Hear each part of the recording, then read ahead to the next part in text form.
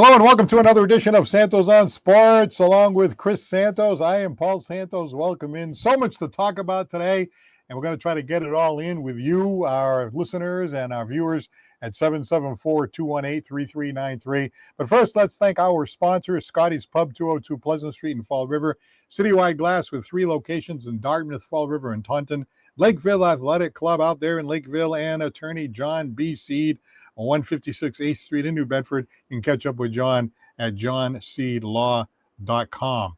So every time I see a Patriots game, right, I'm like, oh, they won again. Oh, they won again. Oh, they won again. I'm like, oh, this feels like the old days, right? So before the Patriot fans start getting all, kind of annoying again, right? Are the Patriots for real?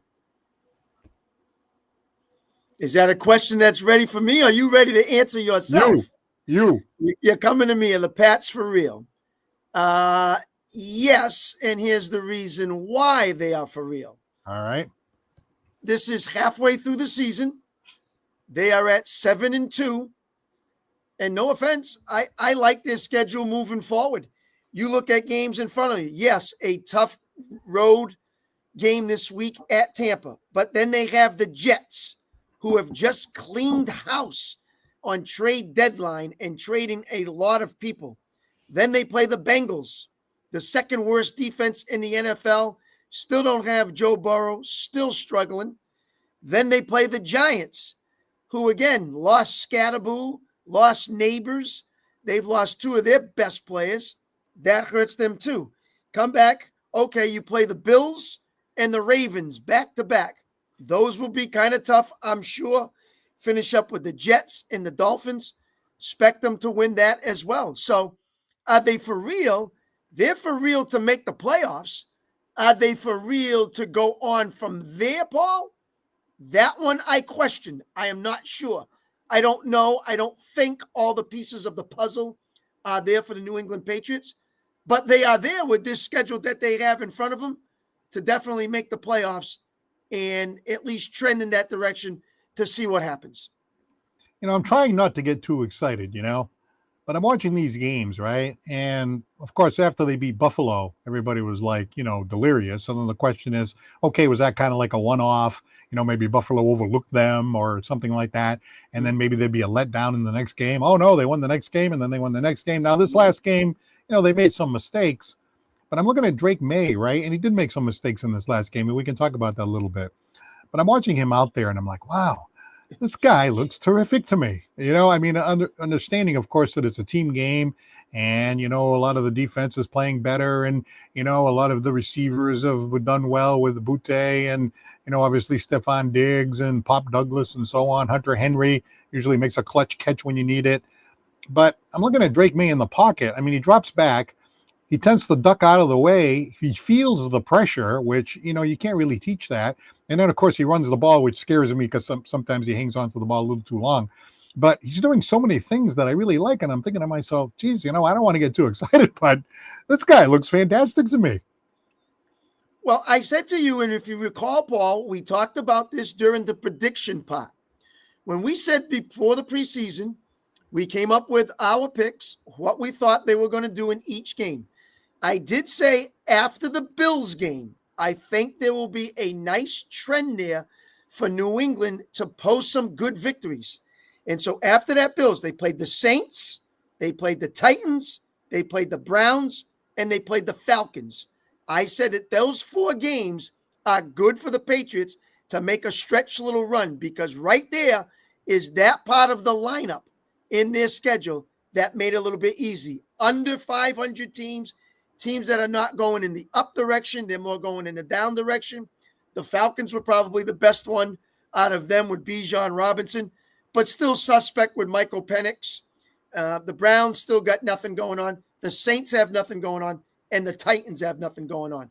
So to me, that was the stretch period that the Pats could make a little move, in the strength of schedule and then see what happens. This week is a tough game, in my eyes. Going to Tampa, a legitimate contender playoff team. So the Pats will have to be on all cylinders. I'm really curious to see how May plays in this one on the road against a pretty good Tampa Bay team. and even their offense with Baker Mayfield.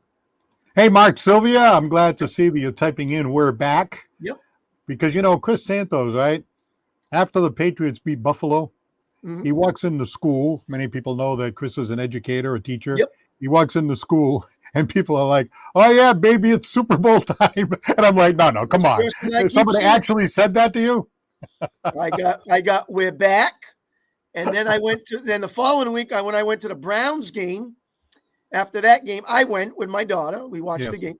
The next day I got back in school. The next question was, how did it feel to watch the greatest quarterback in the league right now? Well, a lot of things are going on, Paul, right now. Wow. That obviously in this area, I expect to see. I see some number 10 jerseys being worn in the area as well, which obviously let's jump on the ship now because they're starting to get back to their winning ways. It's that kind of season where people can come out and say, look what they're doing.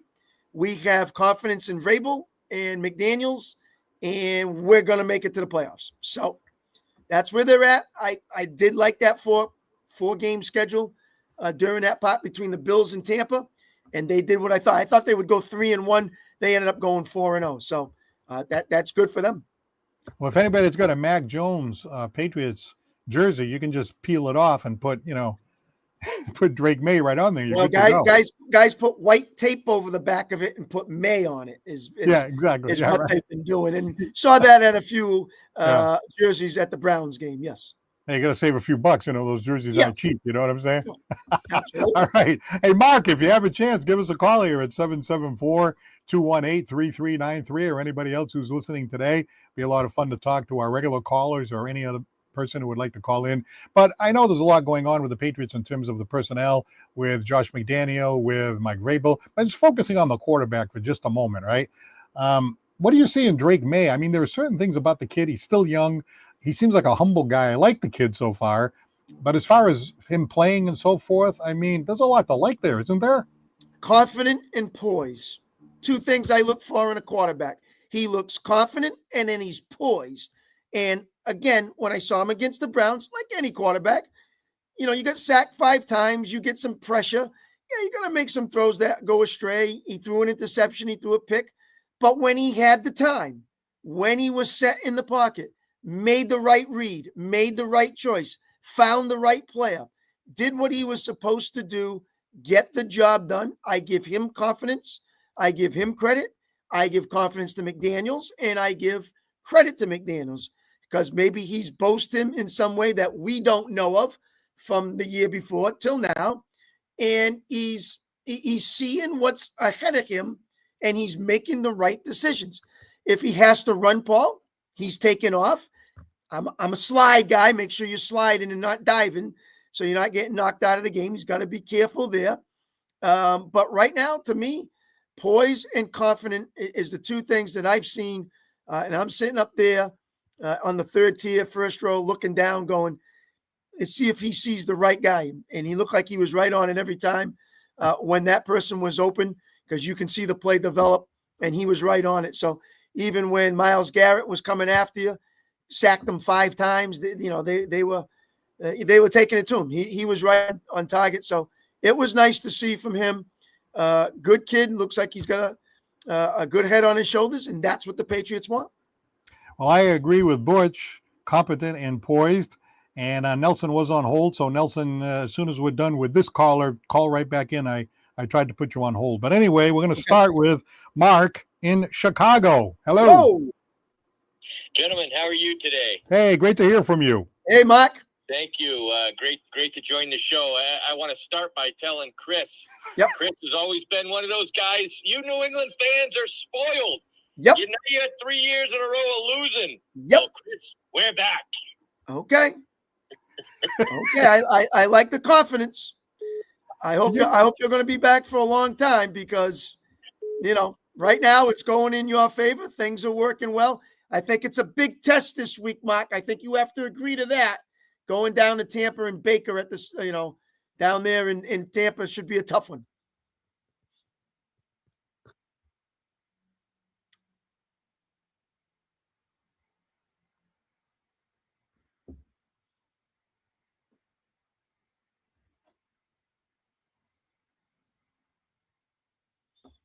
passing defense. I'm sorry. Say that again. I had you off. Go ahead. What do you want to say about Tampa Bay? Well, Tampa Bay is 24th in the NFL.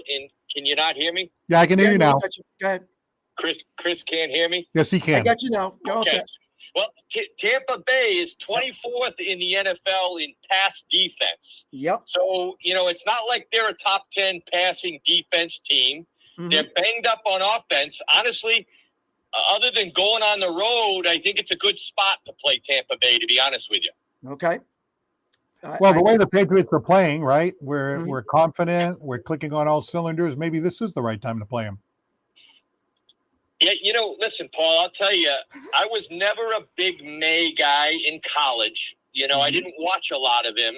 Right. And then, of course, you see what happened last year. But if you look at him now, and this is blasphemy, and I'm not comparing him to Tom Brady, but if you remember the first few years, everybody said Brady's a game manager. He's playing, he's got an outstanding defense and this and that. Well, the Patriots are winning because of Drake May. And, he leads the league, I believe, in not only completions over 30 yards, but in percentage over 30 yards. So it's not just dink and dunk. When you watch him in the pocket, and a lot of times he steps up in the pocket and throws a beautiful, beautiful deep ball. Right. But I think when you look at it, we got the coach, which, by the way, Chris is on record of saying when we hired Babel, what are you all excited about? But we got the coach and we got the quarterback, and the elements are there. We have not given up a 50-yard rushing game to a running back this year. We've played some good running backs. Yeah, you've had I think 49 yards might be the most, and that might have been Bijan last week. But can you consider the defense being better than the offense, or you think the offense has been better than the defense? Well, that's a great question, and the reason they're 7-2 is because they're playing complementary football where they're both playing well. Mm-hmm. But I will tell you, things changed defensively once Gonzalez came in, because again, if you look at when Gonzalez was out, and I want to believe the other cornerback might have missed some time as well. But now that they're covered in the back, the guys are just letting loose up front. And we don't have that one guy that's going to get 18 sacks, but we got a collective. Like Vrabel, I think, did a great job on defense bringing in free agents where we don't have that one maybe Pro Bowl guy like what the hell's I'm losing it. Dallas to Green Bay. The guy that they just traded. Micah Parsons. Micah Parsons. So we don't have that guy. Mm-hmm. But I'll tell you, when you look at the guys all together, Williams and Landry and Spillane, they just seem the pieces fit. They complement one another. And I'll tell you, you can't underestimate Vrabel. I think if you look, all you got to do is look at what Mac Jones is doing right now with good coaching. Jacoby Brissett was a bum last year. Now they're going to make him the starter in Arizona. So coaching, does matter in the NFL. And then having a franchise quarterback. Listen, as Paul knows, I live here in Chicago. You want to know how many times I'm watching a game in a bar and they're going, we should have drafted May instead of Williams. Mm-hmm. Yeah, right.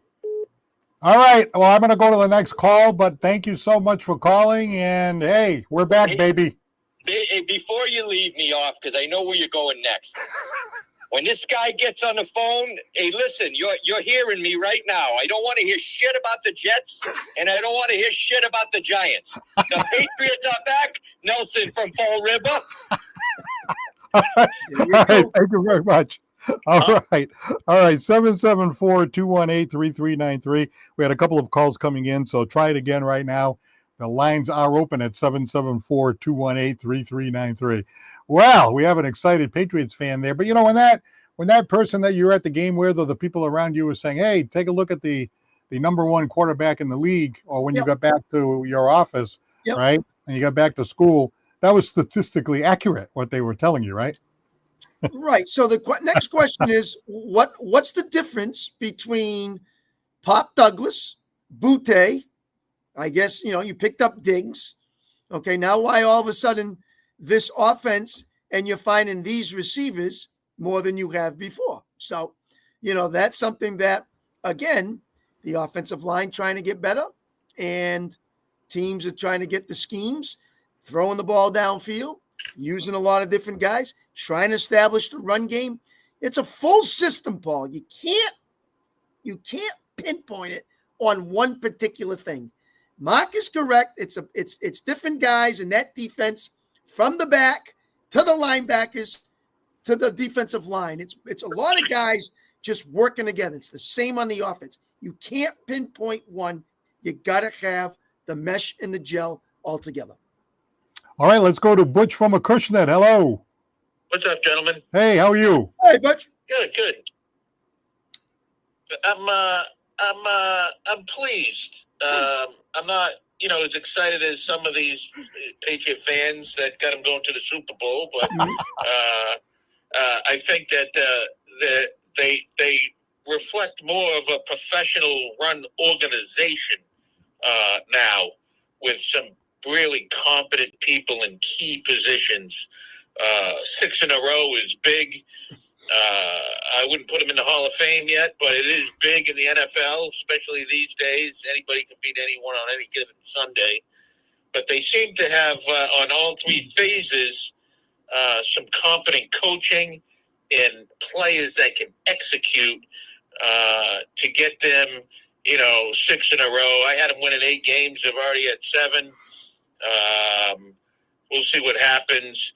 But it is a much better organization, which just goes to show when you take your time, you use meritocracy, you really work hard on picking the right personnel to run your organization and manage your organization, how that can assist in the athletes being successful. I like Drake May. I think this is only a short window to look at. I'm certainly not putting him in the NFL right now, in the Hall of Fame, but he's definitely performing enough in the NFL to win 6 in a row, and I think he's contributing to that. He's not, just, not trying to, just don't give the ball away. Just don't lose it for us. No, he's a key element in winning.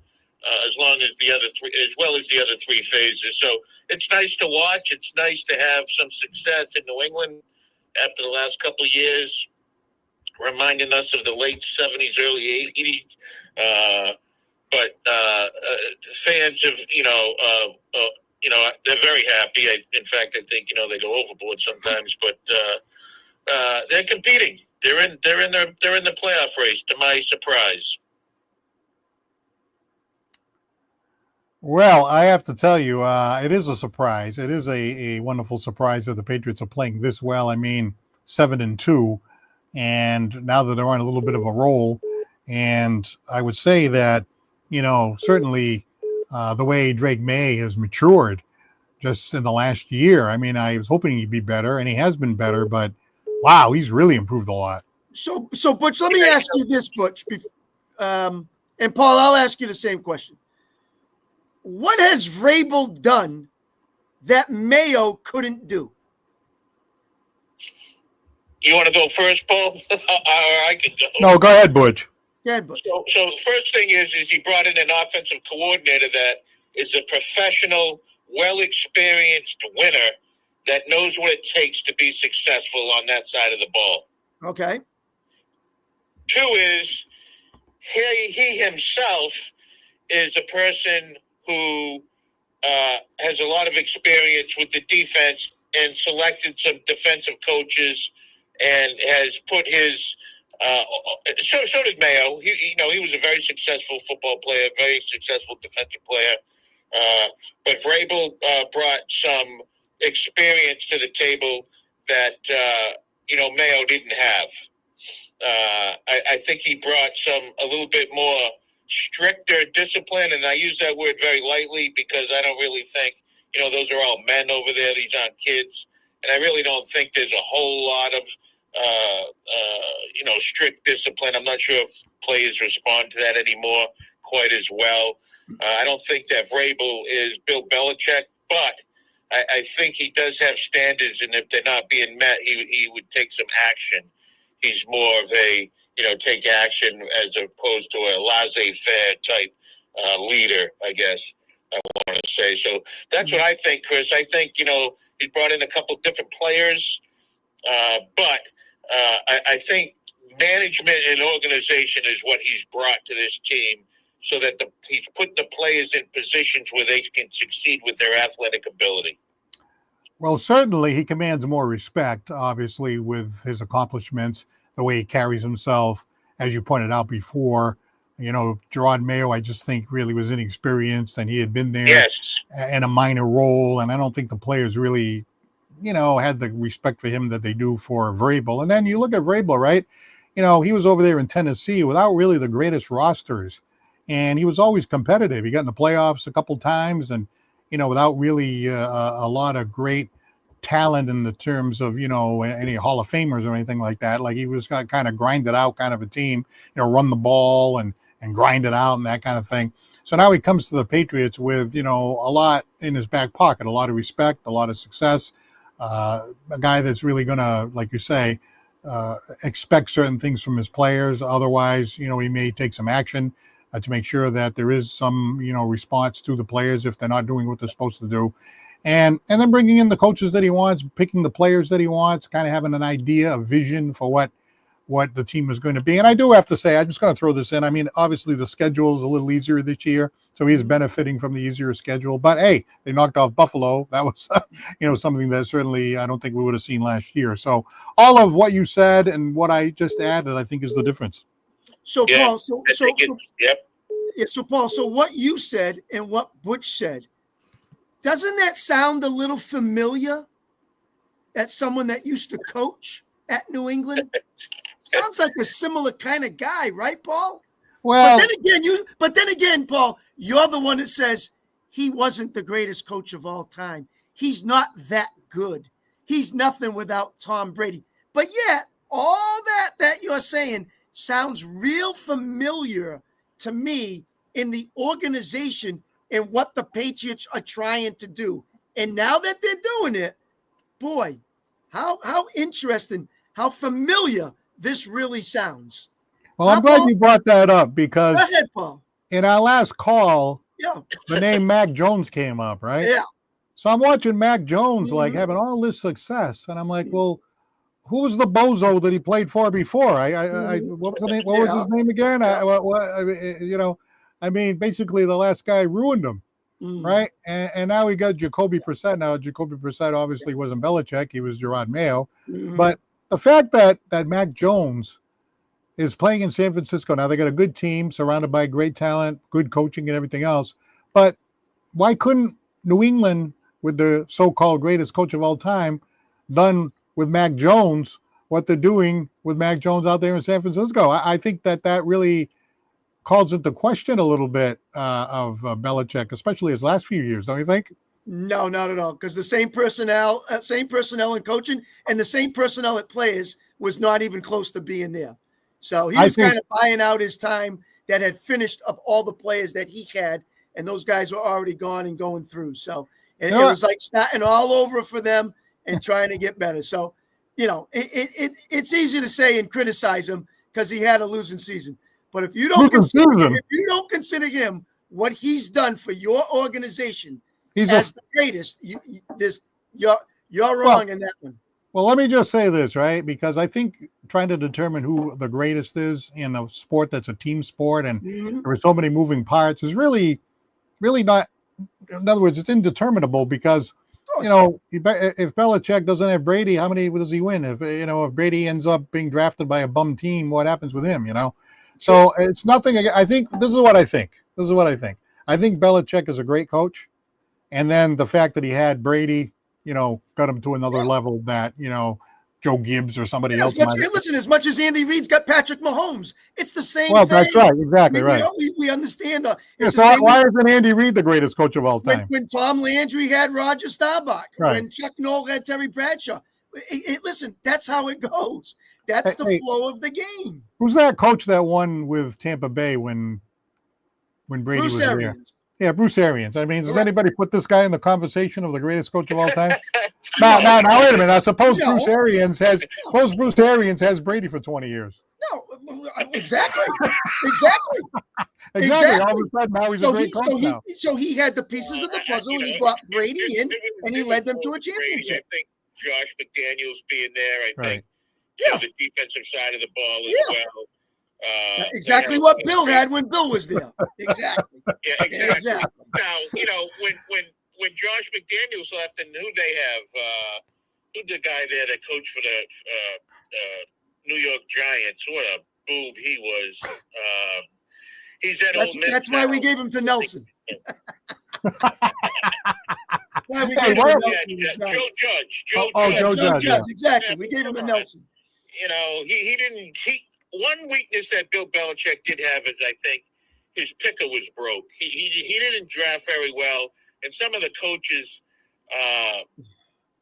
over the years, he didn't backfill some of the greatest coaches very well either. And Ernie Adams was another piece that people don't give enough credit to, but what his role did for that team was invaluable. It fit. It was one spoke, a very strong spoke in the success wheel was Ernie Adams and his statistics and those types of things. Scarnecchia, they were just, he couldn't replace those guys with any. And when he tried to, it was very unsuccessful. I agree. It takes more. It takes a full commitment of a coaching staff. It takes a full commitment of staff, a defensive staff, an organization above the coaches to produce what's all out there, can spend the money, all that stuff all becomes. And he had it, and you had it for probably the longest time of any organization ever. So yeah. Now you remember who's out there now that's similar to that, Paul and Chris? Andy Reid. Yeah, I would think that the Kansas City KC would be one. Yeah, their defensive coordinator, their quarterback, their offensive the coordinator, Eagles, their coaching staff is probably very. Their management and their organization is probably very effective. I mean the Eagles are trying to do it on the NFC. Look what they've accomplished. Even when they had Nick Foles at quarterback and won some things, and even the Eagles now. I mean, the Eagles realize that, hey, when we got something going wrong, we're going to go out and fix it. And they go out, defensive back gets hurt, they go out and get a trade. They go out there, they get another trade. Defensive tackle, they get another trade. And they're active again today at the trade deadline. So the Eagles know that, they're around for a while and they want to keep it going. And so for them, I would say Buffalo too right now has a pretty good organization. Yeah.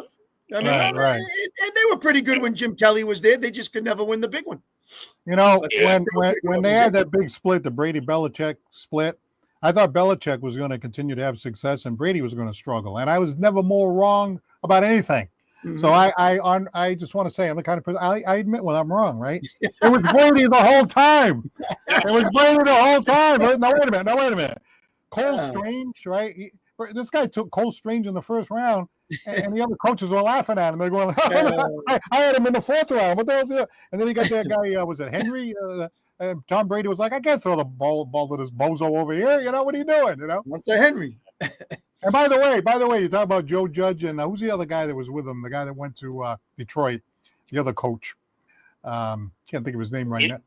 Yeah. He was defensive. So those two guys coached, right? Okay, they had a mediocre record, 6-10. So like, get Billy O'Brien, let him go in there. Billy O'Brien, when they did the same thing those two guys did. But nobody ever says Billy O'Brien's a bozo. They only say that Joe Judge is.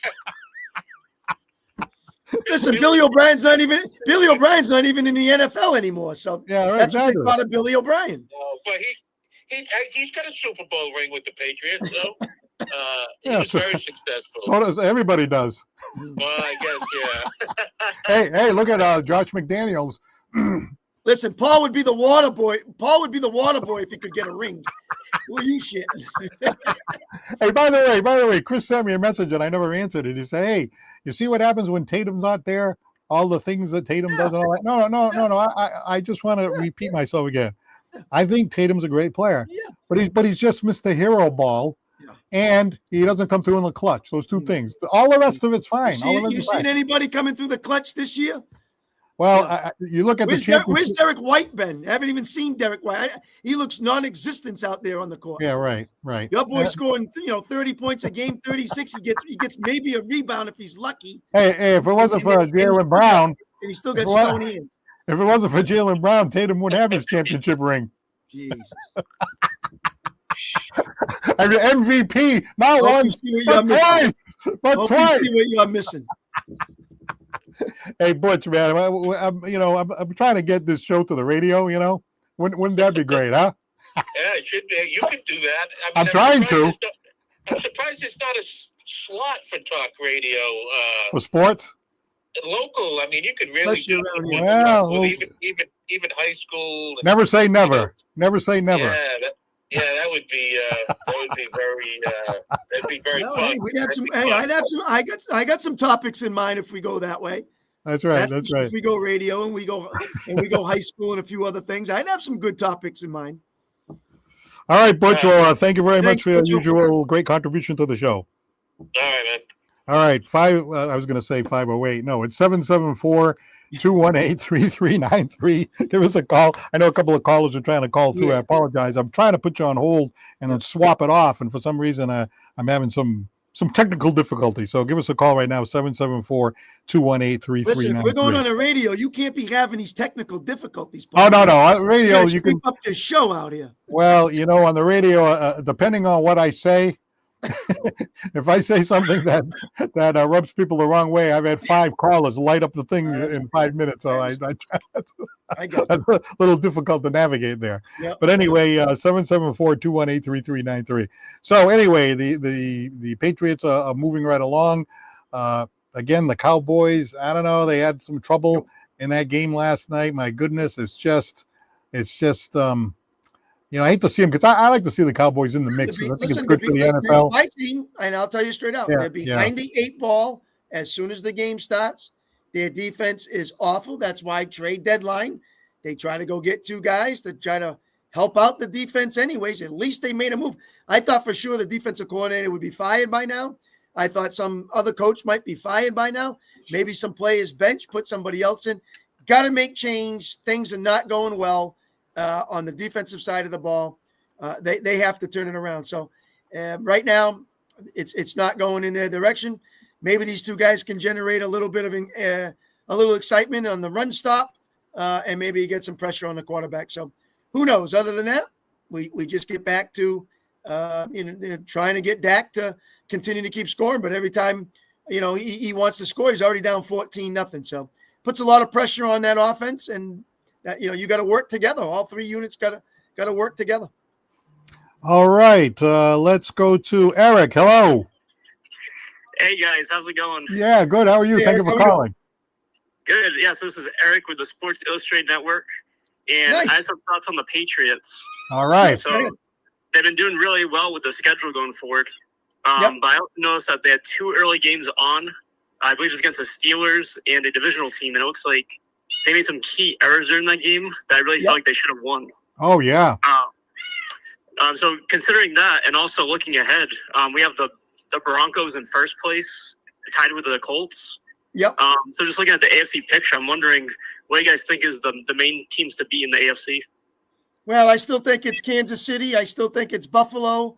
And then you're going to probably throw in those other 2 that you just talked about, Denver and probably the Colts. Right up there with that. That being said, Eric, though, what you talked about early in the Pittsburgh game and a couple more, remember, this is a new system. This is Vrabel coming back. This is McDaniels coming back with a young rookie quarterback, trying to get him settled in, trying to get the offense rolling. So I don't mind that kind of a game where it's close. They're going to make mistakes, but at least they're turning the ship and they're beating teams that they're supposed to beat. And that's what good teams do. Now, the strength of schedule, has helped New England. But at the same time, they've done the right thing when they've needed to. So if they can continue to do that, they get a high seed. Maybe teams have to come to Foxborough. It's never easy to play there. So that will help them along the way. But I think Buffalo, KC, Denver, and Indy right now. I was going to ask you about KC because, people have said, well, they're not quite what they were. They just got beat by Buffalo the other night, but hey, Buffalo's a great team, of course. Mhm. But Kansas City, they're like the Patriots used to be. Like they tend to play better as the season goes along. You get to the playoffs and it gets a little more dangerous, and they've been there before and that kind of thing. So you think Kansas City's still for real? Yeah, I still think they do. When you're never out of the game when you got Mahomes. Rice is back. I think that really helped them to win a couple of games prior to playing Buffalo. If Pacheco and Hunt can find a way to run and get a little better, Kelsey's getting up there a little bit, but he still finds a way to get open and catch some balls all the time. So I still think that team is right there. Hey, listen, I wouldn't want to play him in Kansas City come playoff time. That's for sure. Eric, what do you think? Well, I look at the Buffalo Bills, and they're definitely our main divisional rival. Yep. I know we played really well against them that first early part of the season, but they're still very scary, and they just beat the Chiefs. So for right now, that's my team to beat. Yeah, they're going to be looking for revenge when they come back for that rematch. That's for sure. So it should be very interesting. Now, tell me about you. Now, this, by the way, Chris Santos. This is Eric Santos. That's another Santos. Third Santos? Oh, man. Holy smokes. This is like a Santos. All right, go ahead. Over here. But anyway, he does some work with Sports Illustrated. So what are you doing this year? He covered the Celtics when they won the championship a couple of years ago. What is your assignment now? Yeah, so Celtics were a lot of fun. This season, I'm actually doing the Philadelphia 76ers. Ooh. Oh, nice. And they're first place in the East. And they've got some really great prospects, Tyrese Maxey and VJ Edgecombe. I think Edgecombe might be Rookie of the Year, so I'm really excited for those guys. Yeah, the Celtics played them already. Oh, yeah, that was an interesting opener. They did, yes. What's the news on Embiid? Is he ever going to be healthy and play a full season, or is this just the way he plays? I think at this point, we look at Embiid's knee injury, and he's had the same surgery now for 2 straight seasons. Yep. He played 58 games in the last 2 years. Yep. At this point, I think he's still a great contributor, but I think you're going to start to see him more of like a Porzingis kind of role, where he kind of operates around the other guys, and he's not so much to be the franchise star anymore. I think that's going to be Maxey's role. It's a shame, too, because I think Embiid's, when he was healthy, was a beast at center. He reminded me of Shaq.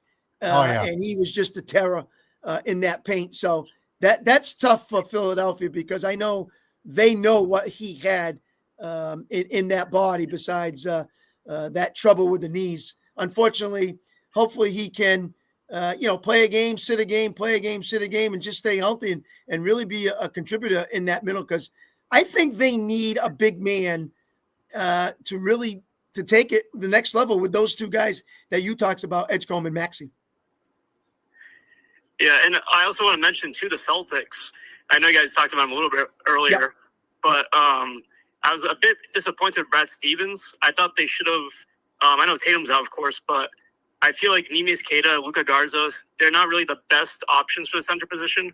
I would have liked them to take Simons or White or Pritchard and somehow flip that into a center power forward kind of role.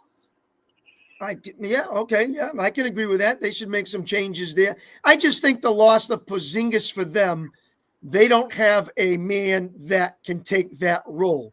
So they had Holiday, they got rid of him, but Simmons kind of picks up that role, at least for points in that. Now, defense, maybe not in Simmons, but he does pick that up. And then when you had Horford, you lost, but some of them other guys can kind of fit that role. Porzingis, to me, is the big one, because that was a lot of points and a lot of rebounds and a guy that can really draw people out because he likes to shoot from the threes and things. So for me, that's a big loss. And Brad was not able to replace, Gaza's not going to do anything with that. And some of the Minot and a couple of other guys they got, that's not going to replace Porzingis, unfortunately. So we know the loss of Tatum is a killer, but putting it all together, that's tough down the road for the Boston Celtics. It almost feels like once Tatum was out and they knew he was going to be out, that they really didn't do a lot to, bring some support to the team. I mean, they did a lot to make moves and get guys, but not guys who are, I guess, Paul, it factors. Well, even if Tatum was there, right? Let's say Tatum was there with this roster and healthy. I don't know if they're really a championship contender. Do you think they'd be a championship contender? Yeah, that's tough to say because, again, you're going to have to rely on Quaker. You're going to have to rely on Hauser. You're going to have to rely on Minot. You're going to need some big guys down below that can really help and do their job. And so, Tatum and Brown will take the pressure off. But at the same time, those guys got to go, double figures in points and double figures in rebounds. Have you heard anything about Tatum? It seems like, Eric, that, he's progressing along a lot faster than people thought. Oh, definitely. I mean, I've heard he might be back as early as maybe March, April. Nice. So it looks like if the Celtics are in position to be in the playoffs, which I'm still ruling them as playoff contenders, although they made some early mistakes, I think, the team could do some serious damage later on in the year. But right now, I know Chris mentioned it too, but our starting centers, we got rid of Porzingis and Horford. Yeah. That's a massive hold I think that Brad Stevens has ignored. Yeah. And personally, I would target a guy like maybe Lauri Markkanen or Julius Randle or some kind of big to help alleviate that pressure. Yeah, no, I have to agree with you there, Eric. And I'm hoping Brad's thinking, what he's seeing in these first 7 games that they've played, and sit back in his head and go, wow, this is looks like this is going to be on a roll for us for the next month or two, and we got to find a way to be different. So I'm hoping he's thinking that in his head. Their style of play is their style of play. That's just how they do it. That's how Mazzelli has done it, and they've done it even more. They shoot threes. They live and die by that. They go with that. So if you find a big man who does do that, great. But at the same time, a guy down there that plays good defense and a guy down there that can play good offense in the paint would be big. So I agree with you there, Eric. Hey, Eric, before we let you go, you've had the opportunity to interview a number of current and former players, both baseball and basketball. Who would be the top 3 or 4 that you've been able to chat with? I'll say that some of my favorite have been with Magic Johnson. And I know in my talk with him, he mentioned that if he was not on the Lakers, because he's a lifelong Laker, he would have loved to play for the New York Knicks. Wow. So that's a fun tidbit. Yeah. Wow, that's a tidbit. Yeah, and I know, Paul, you're a big fan of David Ortiz. So it was really cool to meet him in person, and he just had a real laughable personality. Came with sunglasses. He had a basket of fried chicken at Raising Cane's. But yeah, he's a really cool guy in my opinion. Yeah, that's what you call clutch. Not the cross sports, but Yep. Big Papi is clutch. You know what I'm saying? He has that it factor. Some of these other guys, they might be great players, but they don't have the it factor. But Big Papi's got the it factor. By the way, you interviewed, was it Rick Barry? And Rick Barry too, yeah. Yeah, that was a real good one. I mean, there was a guy that's, what a great player and a classy guy. And, certainly you hear his name and you automatically think basketball, especially back in the old days of basketball. Well, I actually told him because he's 80 years old right now and he still plays professional pickleball. Oh, so. So I told him, hey, how about we play duo sometime? And he kind of told me, like, are you any good? Like, I thought it was funny because I'm, I think pretty good shape in the mid-20s, but Rick has pretty high standards. So, Chris Santos was a very top, when I say was, I guess I have to say was a top-notch tennis player, but I don't think he's ready for pickleball just yet. No, I am not. No, I'm sure I could pick it up, but no, I'm just not ready for that one yet. But Eric, if you look at today's games, who would you like to interview? If you could get a guy and say, man, I'd really like to talk to this guy, whether it's baseball, football, or, whatever, basketball, who would you like to sit in your head and just pick his brain for like a half an hour or so? Well, definitely the top athletes, LeBron James, Cristiano Ronaldo, Tom Brady. In terms of personality, I'd love to really pick out Kawhi's brain, Kawhi Leonard. I think he has some interesting thoughts. Yeah. Well, hey, you're still doing work for Sports Illustrated. Yep. So you have the opportunity to chat with different players around the league. Have you had a chance to nail down Embiid at this point? I have not yet, but I'm sure he might have some free time in the future as the season goes on. And right. It'd be cool to chat with him at some point. Yeah. I know you're covering the 76ers, so certainly he'd be the guy to talk to. Well, that's great.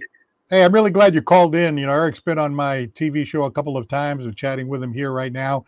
He's a great young man from New Bedford and pursuing his dream of, writing sports journalism and so forth. So, hey, keep up the great work. Oh, and by the way, this guy got a great last name, Paul. That's all we care about. Yeah, you know what else? This guy, he has the number one song in Portugal, right? He's a record producer. Yeah, you did tell me. Yeah, that. I have a couple. A couple. And you've actually had a chance to chat with Ed Sheeran. Yeah, so funny. I think you might have seen some Facebook. I did. I saw a clip on Facebook. Yeah, he actually, for his new album, Play, which came out last month, he personally sent me a speaker from his promotional kit. Yeah. Beautiful. All right. So nice. I really appreciate that from Ed, and had some songs up there in the charts with him. So all right. Hey, that's great. Well, keep up the great work. We always love to see people from our area succeed, and keep up the great work. And thank you so much for calling. We appreciate it. Yeah, thank you, Paul. All right, Eric Santos. Yeah, a real terrific young man. Okay, so 774-218-3393. I don't know if Nelson's still around. I know he lost the connection. He tried to call before. Yep. He's probably like, well, I tried to call you, but I couldn't get through. So what are you going to do? You know what I mean? You might be like hiding in the weeds out there somewhere. You know what I mean? Not a lot going on in New York there, Well, listen, Paul, I know we were dealing with, the Patriots and what you saw, but let's go to our next topic. And obviously the World Series that we just saw. Let me tell you something. Not that I've been around a very long time, but I will say that this was a World Series that you can sit back and go, wow. Just the word wow at times from what you saw. High action, high intensity, long games, on the edge of your seat all the time, looking to see what Ohtani could do next, looking to see what Guerrero could do next, which pitcher was going to be as sharp as ever, like Yamamoto, Glasnow, Snell, just really impressive to see two teams go at it the way the Dodgers and the Blue Jays, and I consider it very, very successful for Major League Baseball. Absolutely, because, Major League Baseball kind of lost the younger fan.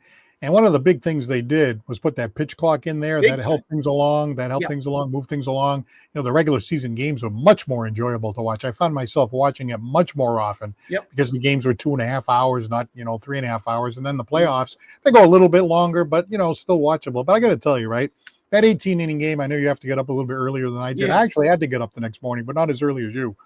So the game goes into extra innings. I'm like, well, let me give it one inning, and then I'm like, well, it's the 10th inning. Well, let me give it the 11th inning, But it wasn't like these were boring extra innings. Right. Like every inning, like somebody was getting thrown out at the plate. There was a diving play in the field. There was a diving play at third base, diving play at first base. Bases loaded. Are they going to bunt? Are they not? They're going to move the runners along. It was just like one thing after another every single inning until it got to the 18th. And then finally, I think it was like the 16th or 17th. I was like, you know what? I'm just going to close my eyes. I'll have it on, but I'm going to go to sleep. And then I woke up just in time for what turned out to be, the game-winning home run and all that. Yeah. So what a great game. And then you get to the 7th game. I mean, Ohtani versus Scherzer. Now, of course, Scherzer is a little older now, but he was still very good. And Ohtani was pitching on short rest. Yep. Plus, he was tired from having played in all these games. He runs the bases. He plays the game. He's out there, and in that 18-inning game, after a while, they gave up. They just kept walking him. He's the only player in Major League history that reached base 9 times because they stopped pitching to him. Yep. So that was just so fascinating, the whole thing. So now you got like a tired Ohtani versus an older Scherzer. And it was still a great heavyweight fight. Of course, it came out to be a bullpen game like they all do now. But you talk about star power. You mentioned them. I mean, even Mookie Betts, like he didn't have a great year, but he still contributed. They turned him into a really good shortstop. You mentioned Guerrero. You mentioned Ohtani. Obviously, we mentioned Scherzer. But just all the star power. There was tons of. I mean, Bo Bichette finally came back. Freddie Freeman. Will Smith. To catch it. So you just saw some good talent. You just saw some great plays. You saw some times where, I can't believe that happened. How can they score that?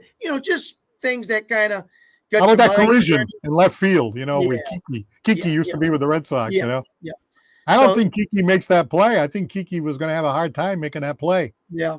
Again, I agree with you, but again, edge of your seat baseball, and that's what it's. And it's almost like quick commercial, and they're back on again because they move it along. Game's moving so quickly. Yeah, it was a lot of fun. I have How to about admit, that play at the plate where the catcher's toe came up and then went back down again?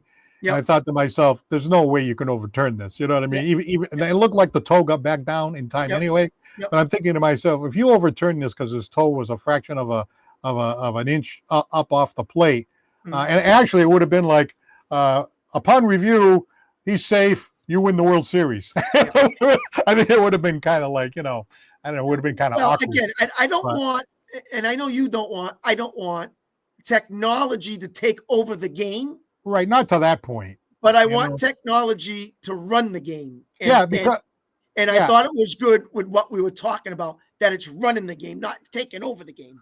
Right. And, they do that replay assist, I think, sometimes, too. In baseball, I'm not too sure, but there's a couple of times they stop the game and say, wait a minute, okay, yeah, he was safe, And, like, whatever these little mistakes that used to happen before, they're all corrected immediately. If the guy's safe, he's out. He's out, he's safe. That's it, And that way everybody, is on board with the correct result. So I like it. I like the technology as long as they don't go overboard. And remember, when you do that, I like it. It's fast.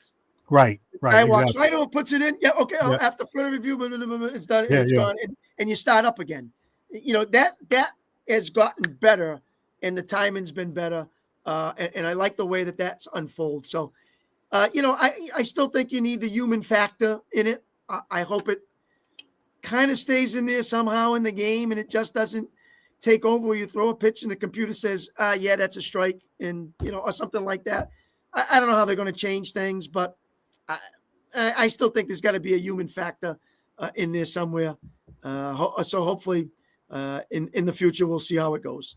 Yeah, because in the balls and strikes, if there's a call that goes, gee, the batter didn't like that call, and then you go in the replay, you can see whether it was inside that box or not. Yeah. So I don't know how accurate that box is, but sometimes the umpire makes a mistake. He does. Once in a while, they make a mistake, And sometimes you get that square box and you see that pitch just miss the edge of that, and the umpire says ball.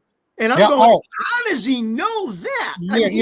You're right. 95% of the time they're on it. You know what I mean? Incredible. And they're very good at it. And Butch just mentioned that Matt Patricia was the guy that was the offensive coordinator with Joe Judge. Yeah, hey, those guys did just as well as as Billy O'Brien. So I don't know, those guys. Yeah. Those guys weren't that bad. Anyway. But they're saying, A-Rod said it was the best World Series he had ever seen. And of course, I'm partial to 1975. But I got to say, this one was, the 75 had a lot of that too, a lot of diving plays, a lot of and and that even the game 6 with the Carlton Fisk game, he had the dramatic home run by, I can't think of his name, but Bernie Carbo.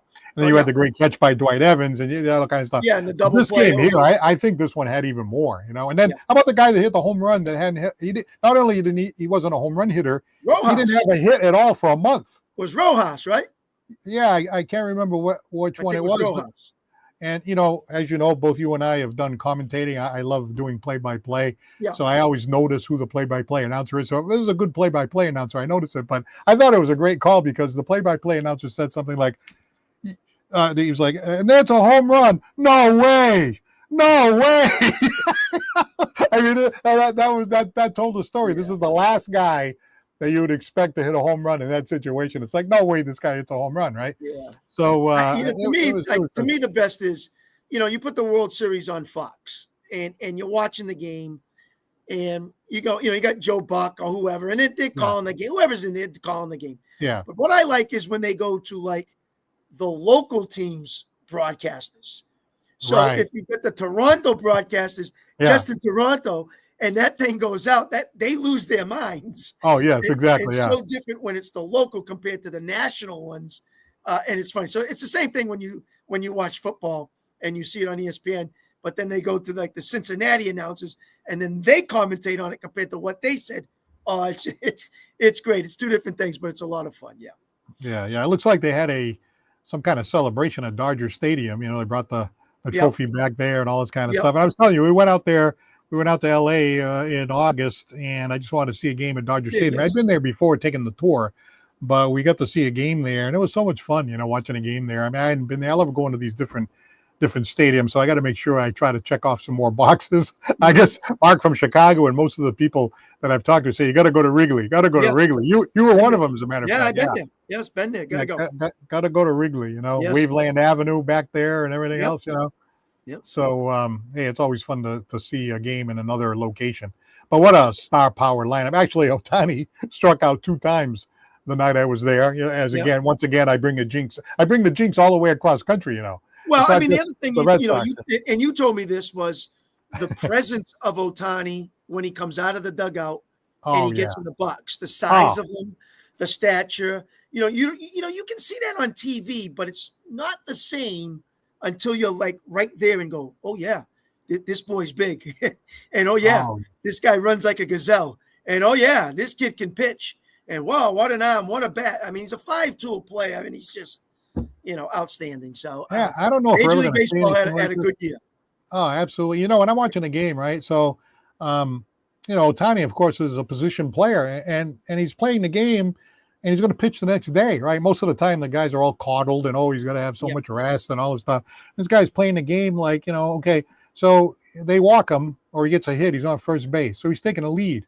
So they throw the ball over there, and he dives back to first base with his arm, the pitching arm, So he's trying to tell this, right?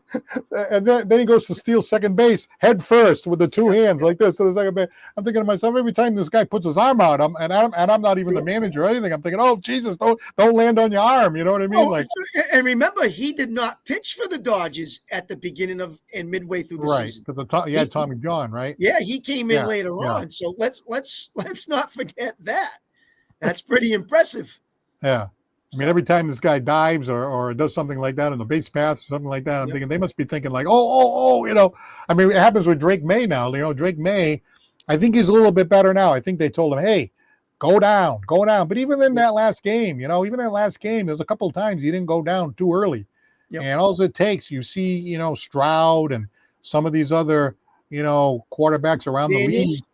Yeah. There's a lot of another now. He's out, dislocated elbow, so he's gone. Yeah, and you see what happens to the team. The Bengals. So on and on it goes. Yeah, right. So you don't want anything that you gotta get down. He's running them like get down. He's better now than he was before. Yeah, before he was just like running all around with his head down, like I mean, if you're in a playoff game or something, okay, I can see, but Anyway, all right. Well, I'd like to take the opportunity to thank our sponsors, Scotty's Pub, 202 Pleasant Street in Fall River, which I will be at Scotty's Pub. Yes. Now, listen, if people don't know out there, Paul Santos is in a... Talk about 5 tools. 5 tools, exactly. Over at Scotty's Pub tomorrow night in the semifinals. Of a live performance. What do they call it, Paul? Karaoke contest. A karaoke contest. So yes, he's made it to the semifinals. So if anybody's out there wants to get up and see Paul probably do a little Frank Sinatra. That's right. That's my. I don't want to give it away, but it's possible. We'll leave it at that. That's my wheelhouse. Yeah, go by Scotty's Pub and check them out. That's my wheelhouse. The thing is now we're getting into the clutch here, so I don't know if I have the it factor or not. That was my next question. Does Paul Santos have the it factor to make it to the finals? Yeah, exactly. I guess remains to be seen. So anyway, Scotty's Pub, 202 Pleasant Street, Fall River. Since I did this karaoke thing, I've been to Scotty's a number of times. Great little place there in Fall River. Place. Great food, great atmosphere. The people there are very nice. The people that are the regulars are all very nice. So it's a great spot. Great spot. A lot of TVs, a lot of sports. Oh, absolutely. Yeah. Yes. And let's see. Citywide Glass, 3 locations, 425 State Road in Dartmouth. There's also locations in Fall River and Taunton. Lakeville Athletic Club, 325 Bedford Street in Lakeville, where you can play tennis and pickleball. And attorney John B. Seed, 156 8th Street in New Bedford. And you can catch up with John at johnseedlaw.com. All right, Eric Santos, if you're listening, pickleball at the Lakeville Athletic Club. I'll be playing on the opposite side where there's tennis courts. But if you want the pickleball, it's all there for you. Go right on over. They got A players, B players, 5 O's, 4 O's. They got tons of players. So you get the big boys over there like yourself at the tennis area. Well, I'm on the opposite side. Yeah, and then yeah, the kids' table, the kids' table's on the other side. Yeah. We split it open. I don't want to go big. I'll leave it alone at that. But maybe, I hope I live long enough to see it, because eventually you're going to end up over there. You know it. You know it. I just want to make sure I'm around to see it. Yeah. Anyway, listen, that was a great Fort Myers, where I see you down there, and Yeah. we'll play down over there or something. All right. Well, thanks to our callers, and thanks for those Yes. who commented. We really appreciate it. We really had a fun show today. A lot going on. Now we're looking Good forward to football. Baseball's all done. We're looking at the football. Celtics, Bruins. Well, they're back to 500, so we'll see what happens with them, and we'll chat about them a little bit next time. So for Chris Santos, I am Paul Santos for Santos on Sports. Have a great night, and we'll talk to you again real soon.